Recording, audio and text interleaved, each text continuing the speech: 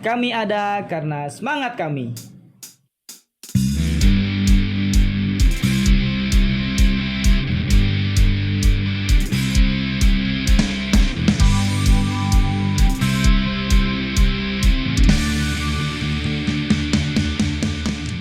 Assalamualaikum warahmatullahi wabarakatuh.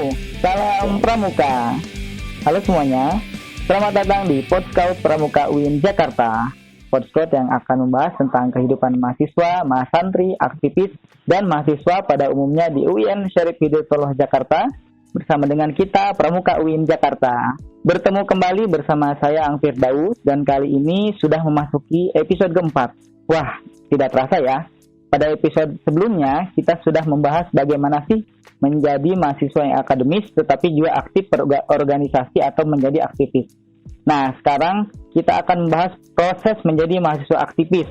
Rasanya kalau menjadi mahasiswa yang kupu-kupu atau kuliah pulang itu kurang greget karena banyak sekali hal yang bisa kita dapatkan di luar bangku perkuliahan.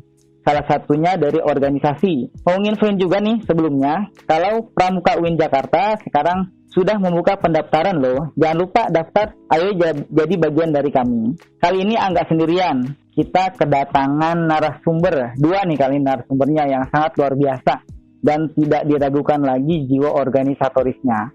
Sudah terkenal sebagai mahasiswa aktivis dan bahkan salah satunya ini, keduanya merupakan pimpinan di organisasi kemahasiswaan UIN Jakarta. Ada 2 narasumber kita. Yang pertama adalah Kak Fahmi Fathur Rahman dari Ketua UKM Pramuka UIN Jakarta. Dan yang kedua yaitu Kak Sultan selaku Ketua Dema UIN Jakarta atau presidennya mahasiswa nih kalau di UIN bilangnya. Langsung kita sapa aja ya. Assalamualaikum Kak Fahmi. Waalaikumsalam Kak Ang. Apa kabar Kak Fahmi? Alhamdulillah sehat. Alhamdulillah. Alhamdulillahirrahmanirrahim.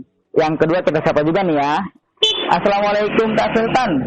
Waalaikumsalam Kak Ang. Halo Fahmi. Halo kawan-kawan semua. Masya Allah. Halo juga Kak Sultan, apa kabar? Alhamdulillah baik dan baik, tetap ya. sehat. Alhamdulillahirrahmanirrahim. Insyaallah. Oke, mungkin sebelum kita lanjutkan ya, biar kita lebih kenal sama kedua narasumber kita persilahkan keduanya untuk memperkenalkan diri dulu. Siapa duluan nih yang mau kenalan nih? Kak Fahmi atau Pres Sultan? Kalau ke Pres kita namanya Pres Sultan ya, karena presiden mahasiswa. Siapa dulu yang duluan? Mau saya tunjuk atau mau mengajukan diri? Bang Sultan dulu aja lah. Oh, udah dipersilakan ya, langsung Pres dulu, mau nggak? Dikorbankan lebih awal ya.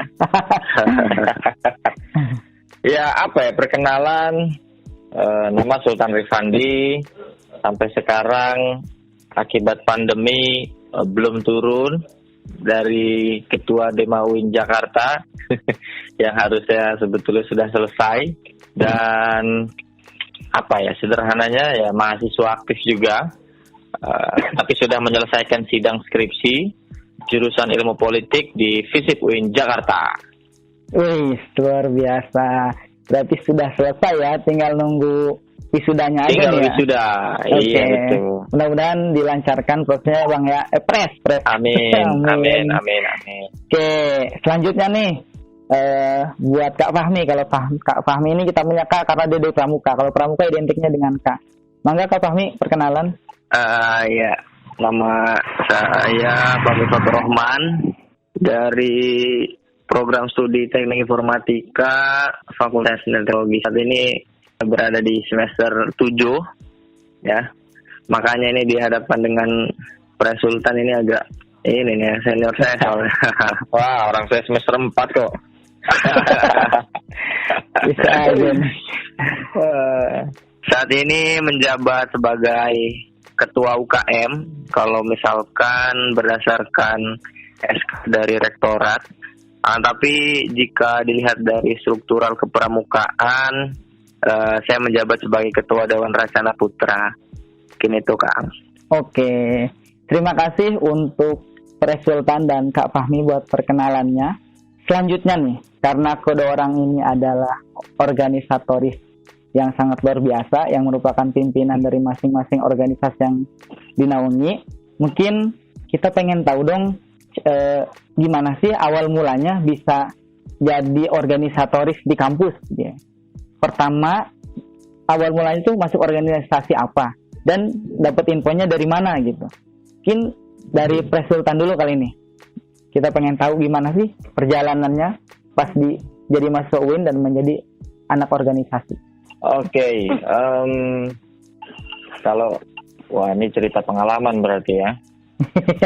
Di UIN Jakarta pertama kali masuk atau dikenalkan pada organisasi dulu ada ikatan alumni pesantren saya dulu.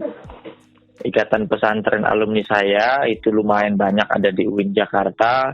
Lalu ketika saya ada di UIN Jakarta dikenalkan dengan para satu lulusan pondok alma mater yang sama di Darul Ulum Lido yang ada wadah ikatan alumninya, dan di situ kemudian pertama kali saya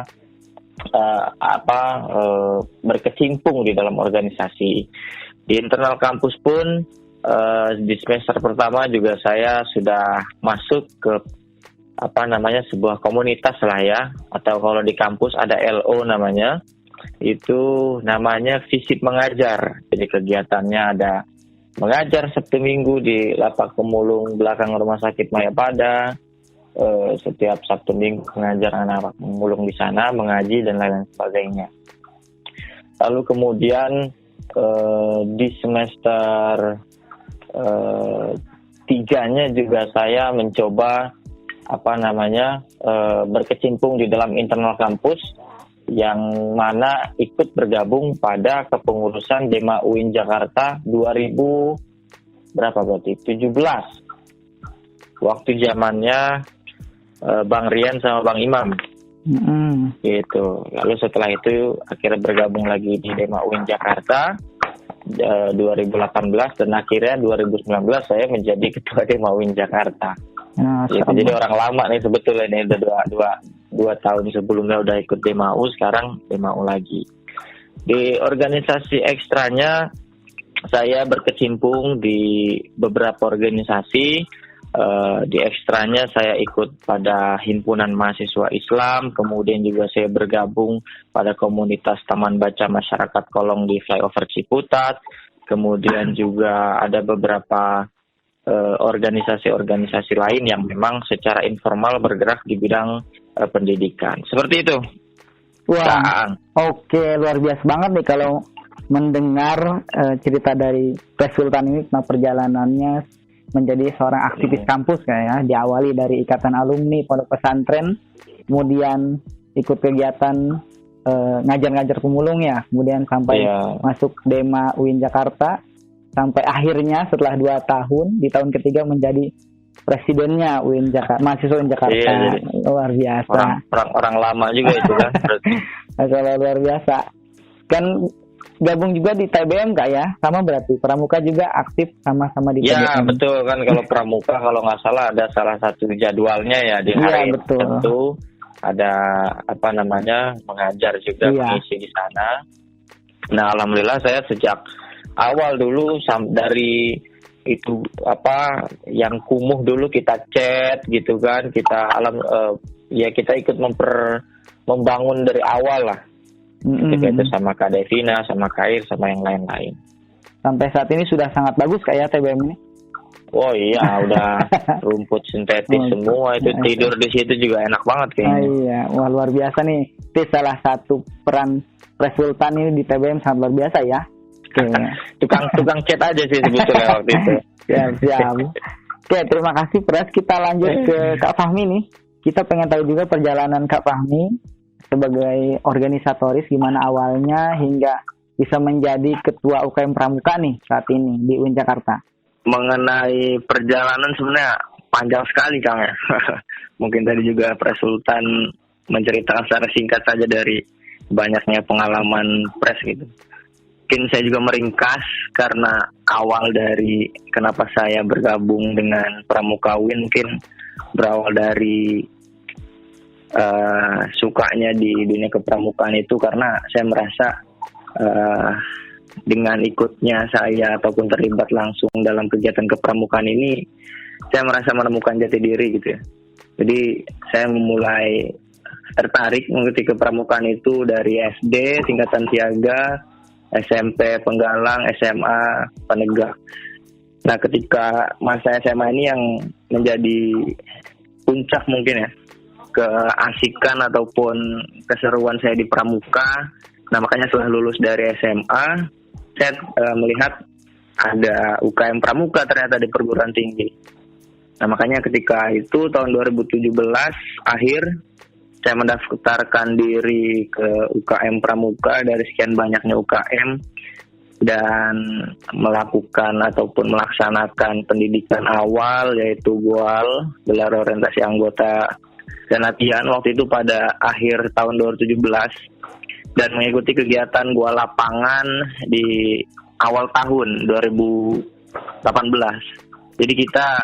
Jadi saya waktu itu mengikuti pendidikan awal kepramukaan 1 tahun tuh Kang. Jadi sempat melewati tahun baruan di kegiatan GOAL tersebut. Nah, setelah GOAL itu karena saya termasuk anggota yang paling beruntung, di bulan-bulan pertama saya dipilih menjadi peserta PW PTKIN se-Indonesia di Pekanbaru Riau. Waktu itu penyelenggara di UIN Suska Riau, Kang. Nah, ketika itu juga saya sangat tertarik sekali dengan Pramuka UIN Jakarta, sehingga di tahun-tahun selanjutnya, di tahun 2018-19 itu semakin tertarik dan juga kebetulan di tahun kedua saya masuk ke UKM itu dipercaya menjadi bidang kominfo waktu itu, Kang. Saya belum jadi apa-apa waktu itu ya, cuma tukang desainnya Pramuka UIN Jakarta waktu itu. Setelah itu karena dipercaya oleh teman-teman angkatan saya termasuk Kaang, teman seangkatan saya, walaupun mungkin umur lebih senior Kang ya. Beda dikit lah. Ya, di tahun 2019 akhir itu melalui musyawarah anggota, musyawarah Racana ke-30, saya dipilih menjadi ketua Dewan Racana Putra dan wakil saya itu Kak Ida sebagai wakil ketua Dewan Racana Putri hingga berlanjut sampai tahun ini, periode tahun 2020 ini menjadi tahun yang terakhir gitu.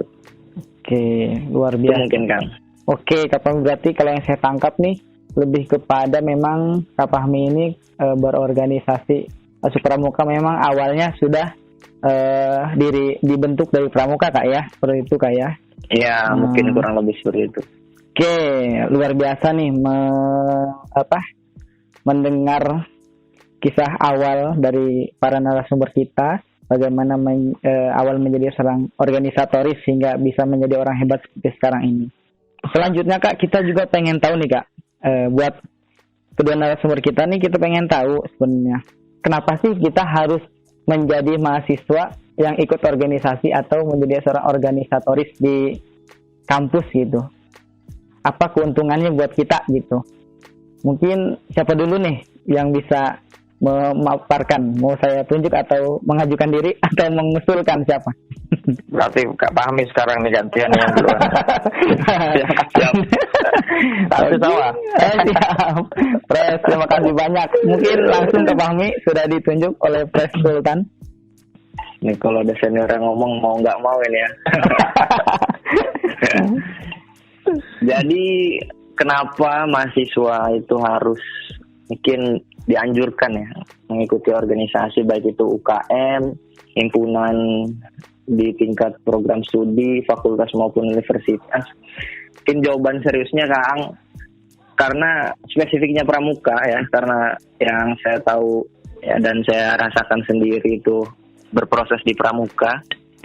Pramuka UIN Jakarta itu bukan hanya eksis di tataran kampus saja Kang, akan tetapi apa yang saya alami dan apa yang saya rasakan, Pramuka UIN Jakarta itu menjadi pramuka percontohan di Indonesia. Karena kebetulan saya saat ini menjabat sebagai bidang kajian kepramukaan di forum Ketua Dewan se-Indonesia, di mana suara-suara ataupun pendapat-pendapat dari Pramuka UIN Jakarta itu lebih banyak diperhatikan gitu oleh pramuka se-Indonesia, dan juga Pramuka UIN Jakarta itu menjadi tolak ukur dan juga menjadi contoh gitu ya untuk pramuka Indonesia.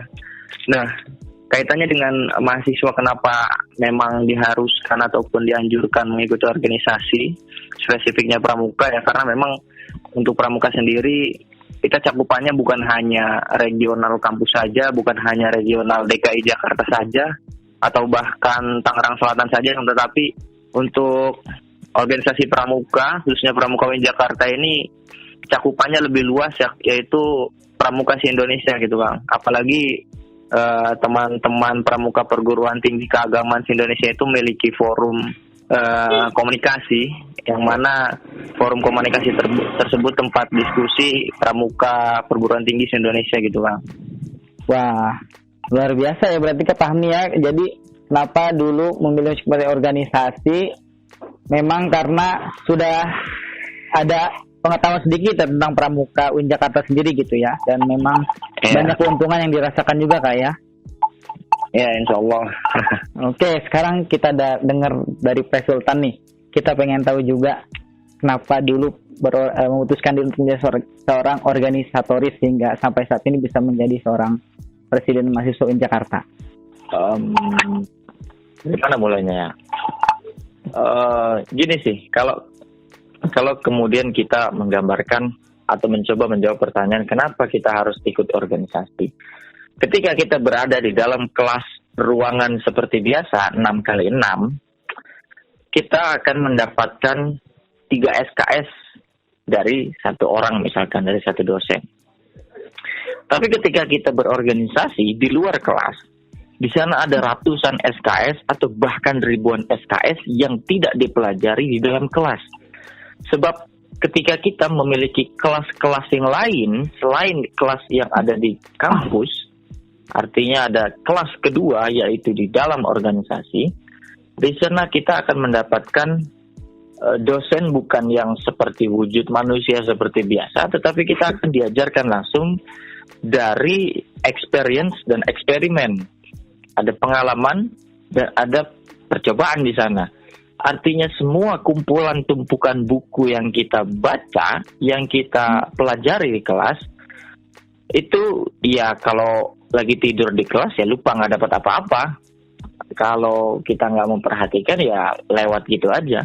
Tapi kalau di dalam organisasi kita mengalami betul bagaimana cara menjalankan sebuah program, bagaimana kemudian kita mampu bertanggung jawab, skill-skill mengorganisir dan lain-lain sebagainya. Jadi ilmunya memang diterapkan menjadi sebuah pengalaman dan ada masa percobaan di sana.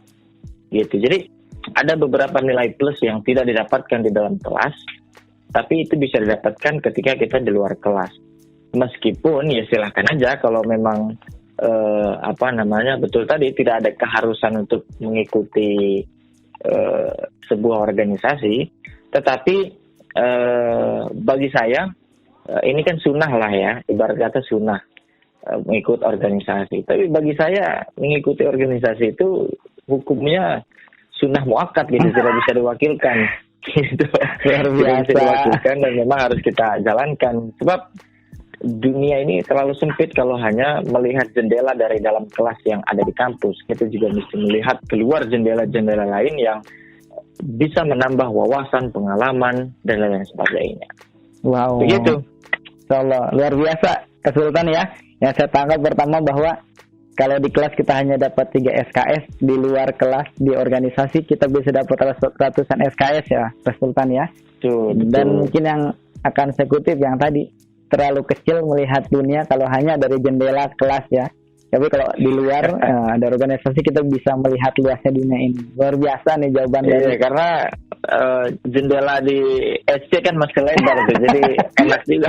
Iya betul ya, lebih lebar dari jendela ruang kelas. Oke, luar biasa jawaban dari dua narasumber kita nih. Kita berlanjut ke pertanyaan selanjutnya nih. Kita pengen tahu, keduanya kan saat ini menjabat di pimpinan masing-masing organisasi yang dinaungi. Pak Sultan sudah tentu saja sebagai Ketua Dema UIN Jakarta dan Kak Fahmi adalah Ketua UKM Pramuka. Tentunya proses yang dijalani tidak mudah gitu kan. Pasti ada hambatan-hambatan untuk mencapai posisi yang sekarang ini. berikan tips dan trik dong buat nanti para pendengar ketika memutuskan diri punya target untuk mencapai titik saya yang saat ini ditempati oleh Bang Resultan dan Kak Fahmi, mungkin biar kita bisa mempersiapkan diri gitu buat nanti para pendengar, khususnya mahasiswa baru yang akan mendengarkan podcast Pramuka UIN Jakarta ini. Mungkin kalau udah tips and tricks susah banget ini pertanyaan. Mungkin langsung nih kan Resultan udah bisa, langsung Resultan yang pertama nih. Apa ya, kalau spesifik ke Ketua DMAU, Ketua DMAU ini kan jabatan politis ya, artinya sistemnya itu semua melakukan pemilihan dan terlibat. Kalau di UKM kan mungkin melewati berbagai proses dan memang sistem kekeluargaannya sudah terjalin sejak di awal gabung, bagaimana kinerjanya terus dan pada sampai akhirnya musyawarah gitu. Jadi memang ada proses kepantasan kalau di UKM. Nah, kalau di DMAU ini cukup abstrak karena memang melibatkan seluruh mahasiswa gitu. Jadi kalau ditanya secara detail rigid bagaimana cara untuk sampai pada titik DMAU, itu panjang sekali nanti penjabarannya. Tapi secara umum beginilah, setiap dari kita itu harus menyiapkan. Kita harus siap tentang ilmu, kita harus menyiapkan tentang cara bicara kita harus menyiapkan retorika kita harus menyiapkan segala macam pengalaman-pengalaman yang memang mengasah diri untuk bisa memiliki unsur-unsur leadership kita. Ketika memang tapi kesiapan itu tentu bukan hal yang simpel ya. Dia harus ditempa dengan berbagai proses, mulai dari semester 1 belajar di kelasnya juga rajin, selesai semua persoalan di dalam kelas, dia juga ikut kegiatan di luar. Ya, jadi secara umumnya kita harus mempersiapkan lah segala macam perangkat atau kewajiban-kewajiban yang memang sudah semestinya, entah itu dengan pengalaman kah, keilmuan kah, retorika, dan lain-lain sebagainya. Sehingga ketika memang kita sudah punya perangkat-perangkat yang siap, artinya sudah mapan secara kesiapan, maka ketika kesempatan datang, itu menjadi titik temu yang pas. Ketika ada kesiapan dan kesempatan bertemu dalam satu waktu, maka ya tidak akan kemana. Yang namanya garis tangan itu tidak mungkin salah gitu loh, tidak mungkin kesalah orang. Jadi itu secara umum lah. Bagaimana kemudian saya menyibukkan diri sejak awal, atau bahkan dengan hal-hal yang sangat sederhana seperti presentasi di kelas, seperti mengisi diskusi di lingkaran-lingkaran kecil di kampus. Itu saya jadikan laboratorium saya untuk mengasah apa yang saya pelajari, menyampaikan apa yang saya ketahui, kemudian mencoba untuk mengeksplorasi di depan banyak orang. Kan ada banyak orang yang ya udah presentasi itu sekedar membaca teks gitu kan, menampilkan PPT yang juga dari teks juga, dan tanpa terkoneksi dengan apakah paham si teman-teman kita di kelas, apakah dosen memperhatikan dan lain-lain. Artinya bahwa ada banyak sekali contoh-contoh sederhana yang sebetulnya bisa kita maksimalkan untuk mengasah kesiapan tadi yang saya gambarkan. Lalu kemudian ketika kesempatan itu datang, nah itulah yang menjadi momentum-momentum emas ketika kesiapan dan kesempatan itu bertemu. Lalu kemudian alhamdulillahnya berhasillah menjadi ketua DMAU, meskipun sebelumnya juga sudah pernah menjadi pengurus DMAU, dan itu saya lakukan dengan sangat serius, dan akhirnya ya jadilah seperti sekarang, seperti itu. Wah, luar biasa nih jawaban dari Pres Sultan ini ya, yang saya tangkap tadi, bagaimana menyiapkan diri ya Pres ya, dari hal kecil seperti memaksimalkan presentasi di kelas, kemudian kemudian ikut forum diskusi Kak Pres ya. Dilanjutkan dengan ketika ada kesempatan maka dimanfaatkan, pada akhirnya ketika ya garis tangan sudah tertulis Pres ya, bagaimanapun sudah ada di sananya. Insyaallah. Dan garis itu didukung dengan kesiapan dan kesempatan tadi. Jadi mau garisnya segimanapun kalau kita yang nggak siap ya tidak akan ada jalur karpet merah untuk kita gitu. Oke, berarti poinnya pada mempersiapkan dan memanfaatkan kesempatan itu Presnya. Iya. Luar biasa. Selanjutnya nih langsung dari Kak Fahmi selaku ini Ketua UKM Pramuka, bagaimana bisa mencapai pos saat ini, itu jalannya, hambatan-hambatannya, kemudian prosesnya gimana sih biar teman-teman nanti bisa belajar gitu. Nangga Kak Fahmi. Jabatan seorang ketua Dewan Racana ataupun ketua UKM mungkin tidak seribet ataupun mungkin tidak sepelik yang disampaikan Pres tadi mungkin ya. Dan jika ditanyakan bagaimana tipsnya ataupun kendala dan hambatan, apa yang harus dilewati dan apa yang menjadi syarat apa yang harus dipenuhi, mungkin lebih kepada teman-teman sebagai mahasiswa baru ataupun mungkin nanti yang ingin bergabung dengan organisasi apapun, spesifiknya pramuka ya, tentu pasti harus melaksanakan pendidikan ataupun tahapan-tahapan pembinaan yang dilakukan oleh organisasi tersebut. Dalam hal ini kapasitas saya sebagai ketua UKM atau ketua Dewan Racana ya tentu kepada calon anggota ya harus menyelesaikan kegiatan pembinaan-pembinaan. Di mana dinamika ataupun hambatan yang terjadi itu justru bukan setelah ataupun ketika ingin menjadi ketua Dewan Racana, Kang. Tapi ketika menjadi anggota biasa, berproses dengan ikhlas, menyisihkan waktu dengan padatnya kampus, karena untuk aktif menjadi anggota UKM itu kalau dulu ya mungkin untuk sekarang karena ada aturan kampus tidak boleh ada agenda malam mungkin sedikit berbeda. Kalau dulu di tahun 2018, 2017, 2018 itu ya kita pahit manisnya ya hambatannya mempersiapkan kegiatan, melewati pembinaan itu dengan bisa jadi berminggu-minggu itu nginep di kampus gitu Kang untuk mempersiapkan kegiatannya. Nah hal-hal itu yang menjadi hambatan saya yang saya alami dan apa yang perlu disiapkan menjadi ketua Dewan Racana, mungkin jujur dari awal saya mengikuti kepramukaan ini tidak terbersit bahwasanya ya saya harus menjadi ketua Dewan Racana gitu Kang ya. Karena ya memang menjadi ketua Dewan Racana itu lebih kepada siapa yang memang siap dan siapa yang memang dipercaya oleh teman-teman lainnya. Karena memang kita dipilih mungkin berbeda jauh ya dengan tadi pemilihan dari ketua DMAU, karena kita dipilih oleh teman-teman sendiri, yang mana dari awal sampai akhir di tahun ketiga mungkin kalau di UKM itu ya dipilih oleh teman-teman sendiri. Jadi tipsnya mungkin lebih kepada natural aja Kang. Jadi saya pun menjadi ketua Dewan Racana ataupun ketua UKM ya mungkin lebih banyak teman-teman yang pantas gitu ya, akan tetapi mungkin lebih kepada bagaimana ya memantaskan diri dan juga secara alami teman-teman itu menilai sendiri seperti itu. Nah yang perlu disiapkan mungkin ya motivasi dan juga kemampuan diri dari masing-masing itu dengan sendirinya teman-teman sendiri yang menilai gitu.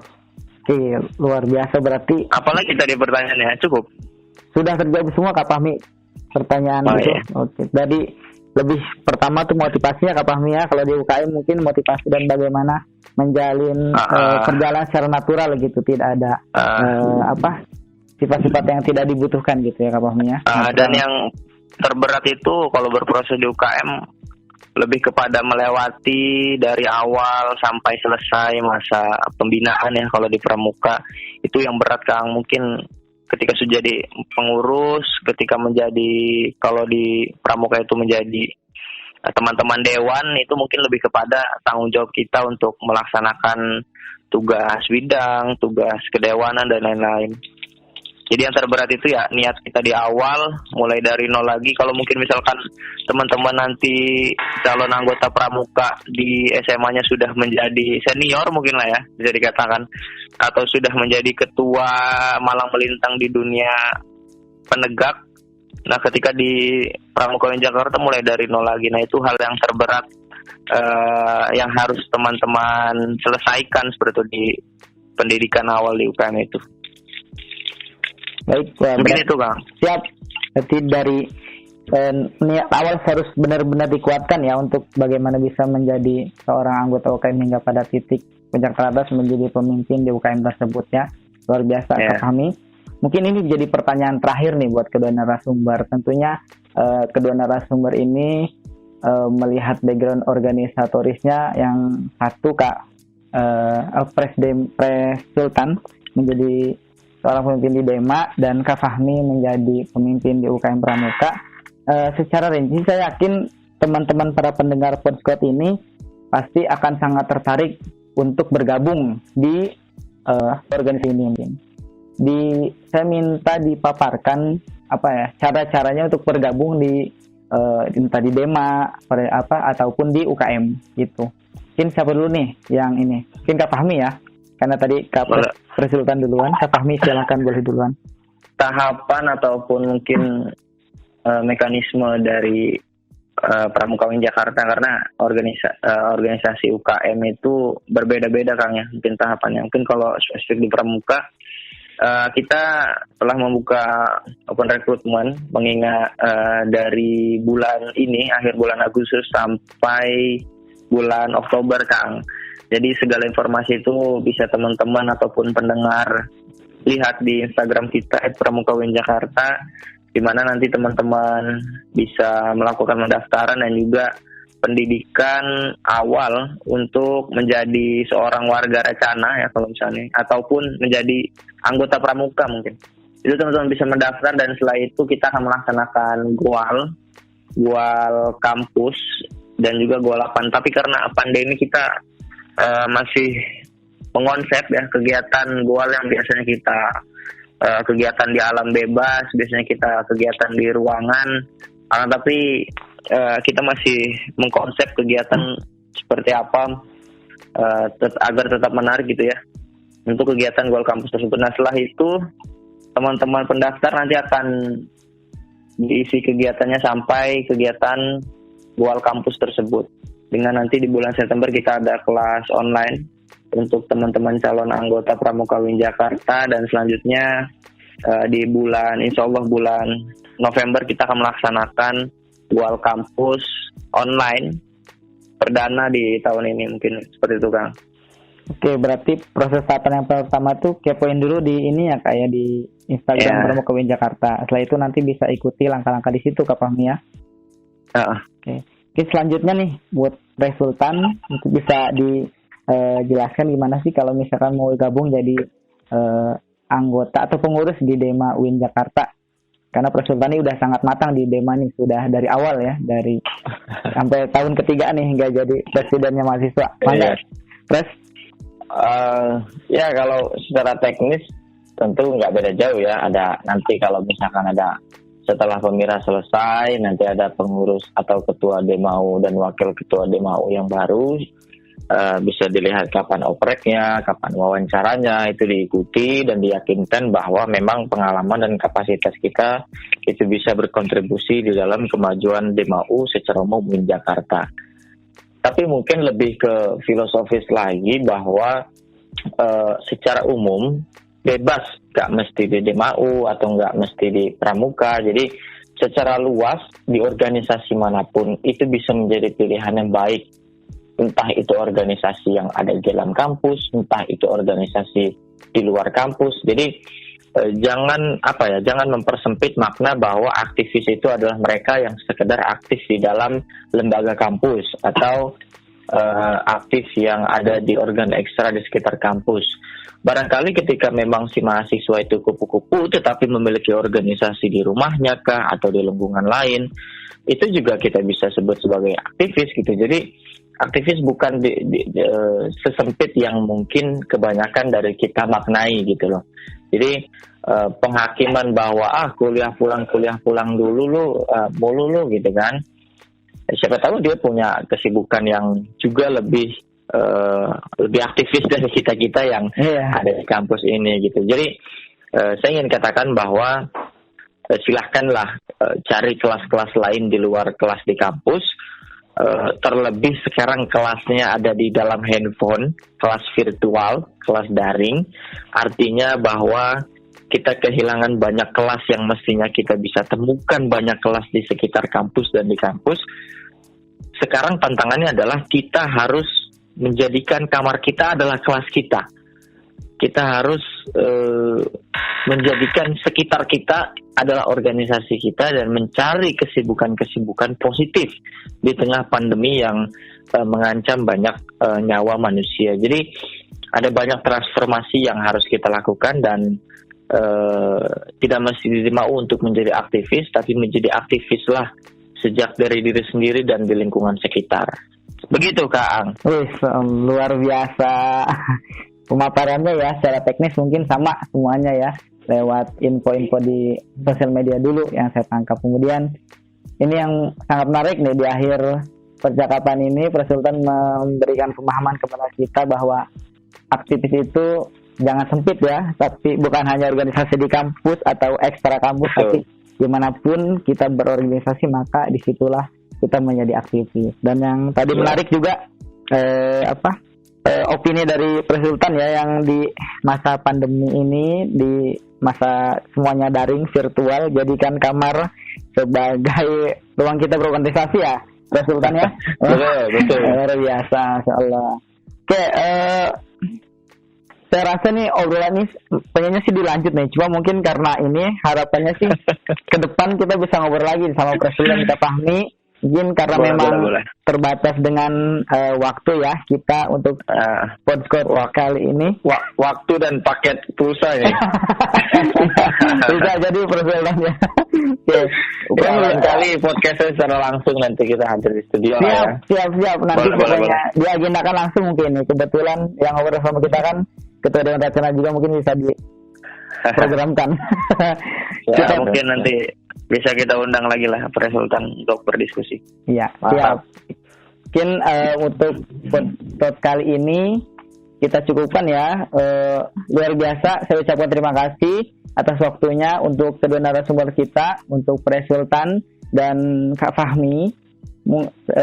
Sudah berbagi pengalamannya dan juga memberikan motivasi kepada kita untuk bagaimana menjadi seorang aktivis. Mungkin kalau ada yang pengen nanya-nanya langsung nih ke Sultan atau ke Kak Fahmi, bisa langsung follow Instagramnya di mana nih buat Sultan? Di Sultan Rifandi aja. Oke, Sultan Rifandi. Oke, langsung nih di follow. Followernya udah banyak banget pasti. Dan untuk Kak Fahmi, Pramuka di Jakarta kalah sama followernya Sultan nih. Iya, follow rata-rata fake account dan hater semua rata-rata. Aduh. Buzzer jangan ya. Buzzer. Luar biasa. Mungkin buat yang mau kepoin Instagram Kak Fahmi nih, di mana Kak Fahmi? Di @fahmi_faturrahman. Oke, luar biasa nih, langsung atau mungkin di Pramuka UIN Jakarta aja ya, di Kominfo-nya nanti bisa di jawab pertanyaan-pertanyaan seputar organisasi Pramuka UIN Jakarta. Oh iya, kalau pengen tahu info tentang Pramuka UIN Jakarta bisa kepoin di @pramuka UIN Jakarta. Dan untuk Dema juga ada ya media sosialnya ya ya? Ya, official Dema UIN Jakarta. Official Dema, langsung aja di DM, nanti langsung direspon pasti sama miminnya. Oke. Terima kasih buat podcast kali ini, sangat bermanfaat buat kita semua. Semoga ke depan bisa ada perbincangan lebih lanjut, khususnya dengan Sultan nih ya. Mungkin itu saja dari saya, mungkin selaku host Aang Firdaus. Mohon undur diri. Jangan lupa untuk teman-teman para pendengar podcast Pramuka UIN Jakarta, kalau yang pengen tahu info tentang open recruitment di UKM Pramuka UIN Jakarta bisa langsung kepoin di @pramuka UIN Jakarta. Terima kasih. Selalu jaga kesehatan dan tetap mematuhi protokol kesehatan. Wassalamualaikum warahmatullahi wabarakatuh.